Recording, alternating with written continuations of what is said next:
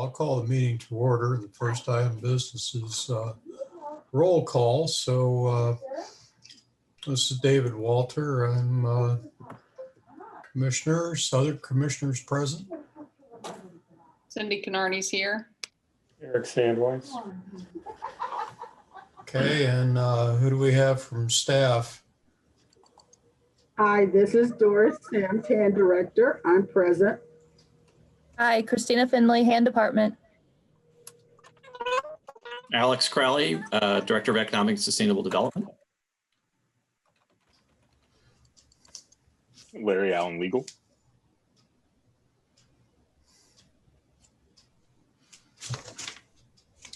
Jeff Underwood's here too. He's not talking.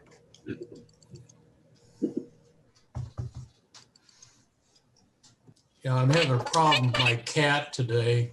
He seems to want to be right here in front of me, so please excuse the tail. Okay, let's see. Next item of business is reading the minutes from September 21st, 2020. Has everyone had an opportunity to look them over? Are there any changes or corrections? If there are no changes or corrections, I need a motion to accept the minutes. So moved. This is Eric Sandweiss. Second, Cindy Canarney. It's been moved and seconded. We accept the minutes. All in favor by roll call. Let's see, Cindy would be first. Cindy Canarney, yes. Sandweiss, yes. David Walter, yes. Next item of business is examination of claims for September 18th, 2020. Are there any questions about the claims? If there are no questions, then I need a motion to accept the claims. Cindy Canarney moves approval. Sandweiss, second. It's been moved and seconded. We accept the claims by roll call. All in favor, say aye. Cindy? Cindy Canarney, yes. Eric Sandweiss, yeah. David Walter, yes. Okay, next item of business is examination of payroll registers for September 25th, 2020. Any questions about the payroll registers? Otherwise, I need a motion to accept them. I move acceptance. This is Eric Sandweiss. Cindy Canarney seconds. It's been moved and seconded. All in favor by roll call? Cindy Canarney, yes. Eric, yeah. David Walter, yes. Motion passes. Next item is report of officers and committees. Doris, do you have a report for us? No, I don't have anything to report, but if you have any questions, I'm available. Thank you.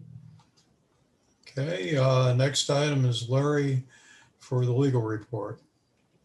I don't have anything specifically for the legal report. I'm happy to fill in where I can and answer any questions. Okay, and Jeffrey Underwood's present. Do you have anything for us, Jeffrey?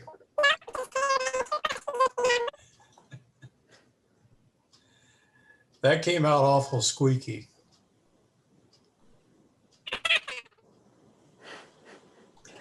You're gonna have to write your note, write it out on a piece of paper and hold it up to the camera. We'll assume he doesn't have anything really important then. Alex, you're next on the list. You'll tell me if I sound like a Smurf as well. Oh, you sound great. Okay, and Don Griffith has joined us. So Don, we're down to report of officers and committees. So Alex is about to give us a business development update. All right, thank you, Alex. I'm sorry, my computer, I could not get on. Something's going on. So go right ahead, man. I'm sorry. Okay, I just have a handful of short updates. So the first one is I wanted to extend an invitation to the Redevelopment Commission. We are planning a walkthrough of the trade garage. It appears to be set for October 15th. I will send an email so you don't have to worry about taking notes, but it's October 15th from 10 to 12 will be the window. So anybody interested in walking through the garage, it's a good opportunity to do it. We'll have someone from the project team there to be able to explain and take people through. So I wanted to just verbally extend that and look for something in your email with specifics about that opportunity. The next thing is that we are going to be coming to you with some with a small ask relative to the Showers admin building, which we are anticipating in the winter may be a place that people would want to live in. It might attract homeless populations. So we're gonna be doing the work in-house. The facilities group will be doing the work, but we may have some materials associated with locking the building down a little bit more tightly this year in anticipation of that. So just a heads up about that. We released the EDA grant on Monday of last week. Finally, I did want to update you on information related to that. So it was released on Monday the 28th, end of day. That was a huge undertaking, as I'm sure you realize. One thing that happened at the last minute was we had gotten a draft report out to the EDA the week prior, so Wednesday, Thursday prior. And they came back to us and they said, you're going to probably, you're going to exceed the amount the EDA is going to want to fund. Not by a lot, but by enough that they wanted to draw our attention to it. So we tweaked the final numbers. What we tried to do was hold to the amount that the RDC committed to, so that didn't change. We didn't want to exceed that. What we did is we sort of tightened up on the building. And so just so you know, whereas the original numbers were coming in at around a total of about 9.7 million, of which 1.9 was RDC funding, so there's about a 20% match. The final number came in at just shy of 8 million, about 7.9 million.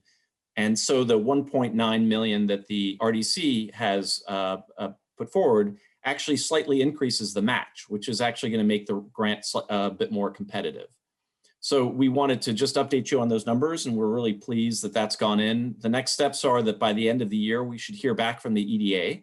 And they said 60 to 90 days, we should probably hear back. So by the end of 2020, we should have a judgment on the award, and we'll obviously keep you up to date as we hear back.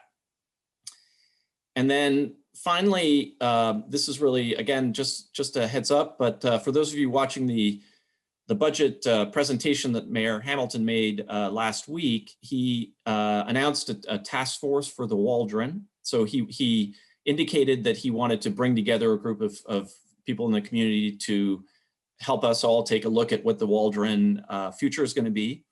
There is a line item in the Recover Forward portion of the 2021 budget for possible operating support. It's not extensive, but there's some money in there. But I did want to just bring it up because it's unclear what the long-term plan is for that right now. But I wanted to at least raise the awareness with you that we're starting to tackle that. The process is going to be to leverage community people and people in the arts community in particular to help us think through it. And we'll come back to you once we have a better indication of what the plan is for that building. And I think that's all I have.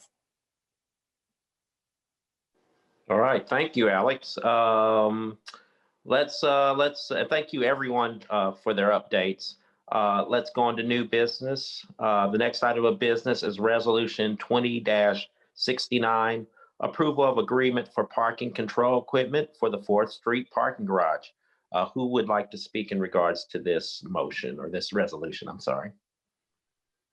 I can speak briefly to it. So just in terms of the construction of the Trades District and 4th Street garages, obviously equipment, the parking control equipment is part of that, where people pay, and the gate arms that control traffic in and out of the garages. Some time ago, we offered up a competitive bid for those equipment to have a uniform provider throughout all of our garages. That was determined to be Evans Time. Our parking staff determined that Evans Time would be the best for the 4th Street and Trades District garages. So this is essentially an agreement to purchase and install all of that equipment for both the 4th Street and Trades District garages.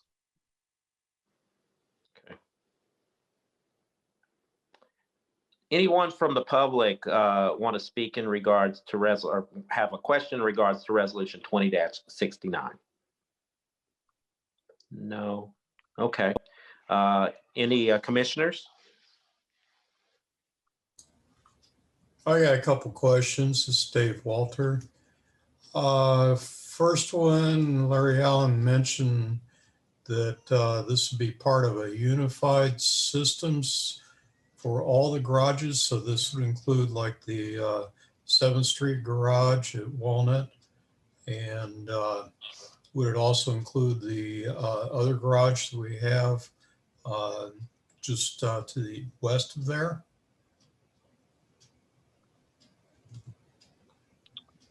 Yeah, I mean, is it the same provider for equipment in that other garage? Is that what you're asking? Yeah. Sorry. Yeah, it is the same provider. Yes. Okay. And then as I went over the proposal, it looked like some equipment was salvaged or stored. I'm not sure if that means it was equipment that was salvaged from the garage before demolition, or if this is equipment that the vendor has in storage for us. It may be a little bit of both. It may be equipment that was taken from the 4th Street garage. We also had we've switched out some equipment in other garages, so it's a possibility that they're going to use some of the arms so that we don't have to purchase again, just as a cost savings, reuse the garage. But I could certainly find out specifics for you and get back to you on that. Well, just curious, because as I was looking over, it's quite a sizable contract. And if there's equipment being reused, I know that there's always a question, well, it's been in storage, it's brought out, it doesn't work, now we need to replace it. So you'd be coming back to us for more money. Yeah, that's not my understanding. I think any of the equipment that we might be using would not likely be the actual control equipment itself. So not the payment systems. It might be the arms, it might be lights, it might be something like that. I don't think it's the actual payment systems or the system to call in for the for any kind of support that Evans Time also carries on. I should also mention there's a support aspect to some of the attachments that you'll see on there, like a 1-year agreement, but that actually falls in with a parking contract that Evans Time already provides. So that's not part of the cost for the RDC under this contract. So this really is just the equipment and the installation. Okay. Hey, Dawn. That was my next question, was if the software and support was included in this contract. So I think you answered that. That's all the questions I have. Sorry, Dave. There's a question in the chat. I don't know if anybody else can see it. I can see it. Okay. So it looks like the B Square Beacon's asking if there's any sign outside of the structure that says how many spaces are occupied inside. I believe that there's going to be a general count. I don't know where we came down on that. I know that it's not going to indicate individual spaces that are available, but there probably will be an overall count to let you know how many are left in the garage, how much is generally available in the garage, if that makes any sense. So it will be counting as people go in the garage. And Mr. Askins, I'm happy to check with our parking people to get the specific model of the type of signage that will be outside of the garage. Thank you. Thank you for that. Any other questions? I do. This is Eric. I'm just trying to understand and get on the record how this expense relates to our original estimates of what we would be paying to complete the garages. Just looking at page 33 in my packet, which is Exhibit B, the amended resolution, and seeing in the line in red that accounts for parking equipment installation. How does that figure that you're giving us today compare to what we anticipated? If it's more, why is it more? Yeah, I think this was always anticipated. This was something that we knew that we were going to provide or provide for outside of the guaranteed maximum price for the construction. Because of that, the whole aspect of wanting to make sure that we have unified systems across all of our garages, the city anticipated that this is something that we would take on ourselves, as opposed to go through the construction manager as constructor to obtain this equipment for us. We wanted to enter into this contract directly. However, in terms of the budget, and Jeff can certainly squeak in if he's available to, or just type out his answer. This was something that was anticipated and doesn't exceed our overall budget. Yeah, Eric, I believe can you hear me? I believe the budget for the equipment was $200,000, so I believe we're under budget. I think it was 200 for each garage, so we're well underneath. Thank you. Okay, any other questions? Or do we have a motion? This is David Walter. I'll make a motion to accept the resolution 20-69. Cindy Canarney seconds. All those in favor? Aye, Don Griffin. Cindy Canarney, yes. Sam Weiss, yes. David Walter, yes. Motion carries. Yeah, motion carries. I'm sorry. Next item of business is resolution 20-70, approval of change order number 3 for the construction of Winslow Henderson improvements. Who would like to speak in regards to this? Matt Smathers with Planning and Transportation. This change order covers a couple of minor additional work items, as well as some overruns and underruns on contract pay items. On 4 of the 6 overruns, the city requested additional work, which resulted in the overruns. And then we also had 2 underruns on some stairs and a railing that we were unable to install because of site conditions.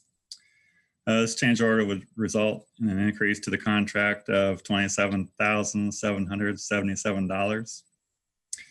The Board of Public Works approved this change order at their meeting last week, and I would be glad to answer any questions you may have.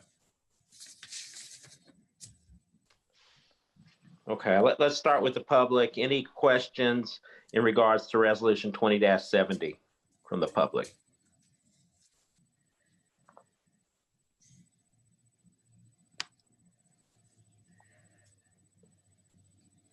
Okay.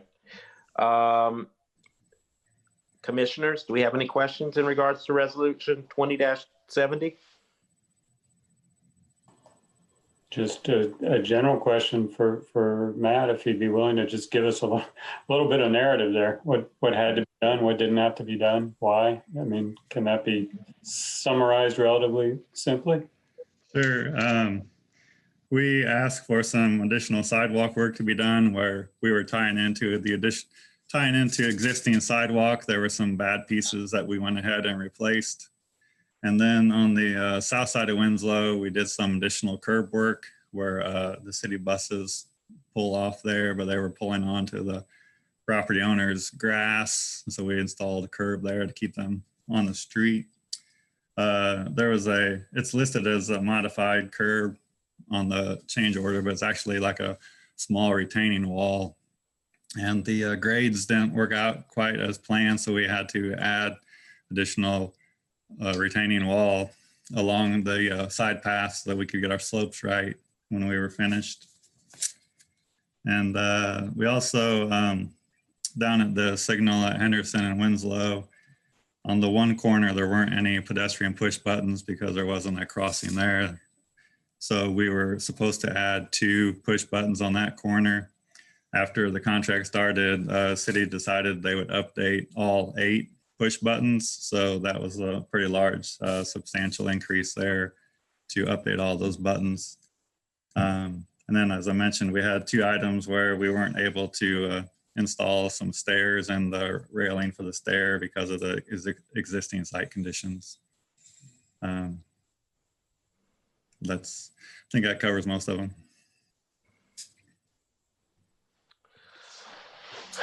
It is December 2020. That's the new final completion date.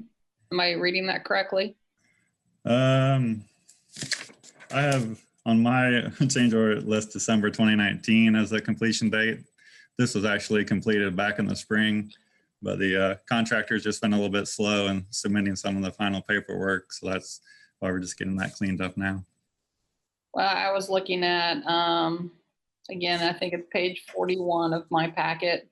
It says number 3, construction, Connexco Inc., March 2017 to December 2020 for a total cost of $582,994.50. So I was just wondering what the final, when the total project will be done. The work was completed back in the spring, and to my knowledge, this will be the last change order. So if we approve this change order, then we can wrap everything up on the project. Okay. Matt, the stairs that can't be done, so that's about a 14 grand savings. What's the consequence of that? What can't happen? Is there some access that was foreseen that is no longer going to be possible? And those tied the path into a parking lot at the IU Credit Union, and because of some utilities that were in the way there, and also the grades that didn't match up to what they were supposed to be, we were unable to put the stairs where they were planned to go. We looked at some alternate locations, but the credit union didn't like those locations, and in the end they decided that they would be okay without having the stairs there. So their parking lot is still linked to their building. There's just not a direct link from their parking lot to the side path. That is a sacrifice. Right.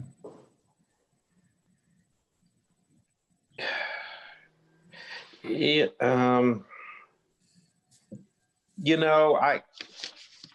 of course, I mean,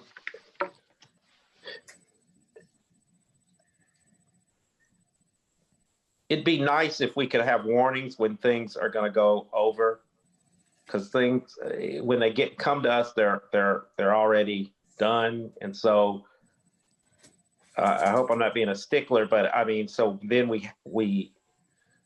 I guess the stuff has to things happen. And if you have to wait for us to make a motion to get these things done, then costs can overrun just by waiting for us to vote. But it's sometimes I think it's a little hard when we get these overruns that we didn't expect. Is there any way we can have some kind of warning before we are here? I think Jeff maybe knows the details better than I, but I think there's a certain amount that we're allowed to approve above the contract amount. And then we bring those to you. Do you remember those details, Jeff? I don't remember the specific amount, but yeah, that's something that we build into each of the contracts and build into each of the approval. When we come to award the contract, is that's built into there so that the project can proceed. But Don, we'll look at if there's a way to, the other thing that we have done, anyway, when we know about changes, if we can get those to you earlier, we may not know the dollar amounts because, as Matt said here, in this case, sometimes we're waiting on the contractor to come back with the final dollar amounts. Then they have to be confirmed, turned into the change order, and go through all the approval processes. They are vetted through a number of steps before they come back to you. So, several people have analyzed them from the staff's perspective to see if these are adequate. The other thing that we've done, and we're doing more of, is having allowances so that we approve certain, buckets of allowances in advance. So that we can dip into those, and then we'll come back to you after the fact and say, we used all of it, we didn't use all of it, and that money comes back. And the 2 garages that we're building now, those all have allowances built into them, so we can make those field decisions and keep things going, because a lot of times they're very time sensitive. So, but we'll look at on the change orders if there's a way to notify you without maybe having all the specifics, but telling you, look, we know that, and a lot of times this thing's like rock, so you don't know how many tons until you get done with the project. Sure. So, I mean, and I know, I know you guys are doing the best you can. I just, we've got to approve, we have to approve this stuff. You know what I mean? I mean, I understand. Yeah, it's really weighing, the keeping the project going and having approval and that Absolutely. transparency. So we struggle with that as well, trying to keep both in mind. yeah. And All right. when we're able to, we do bring them to you as early as possible. And especially on larger items, we try to get those to you as early as possible. Just not always works in our favor to do that. And I'm not beating up on you. I'm not beating up on you. I'm just saying, just in general. You know what I'm saying? So, Right. but No, he's just beating up on me. yeah. I mean, the Board of Public right. Works has had the same concerns or comments as you have had. So we're doing the best we can to get things to you early. Yeah. All right. Thank you. Any other questions from any redevelopment commissioners? Cindy? No? All right. Do we have a motion? I'll move approval of the motion. Cindy Canardi seconds. All those in favor? Aye, Don Griffin. Cindy Canardi, yes. Eric Sandweiss, yes. David Walter, yes. Okay. None opposed. The motion carries. Thank you. Thank you. Any other general discussion or new more business that we might have? All right. If not, I am going to adjourn the meeting. The meeting is adjourned.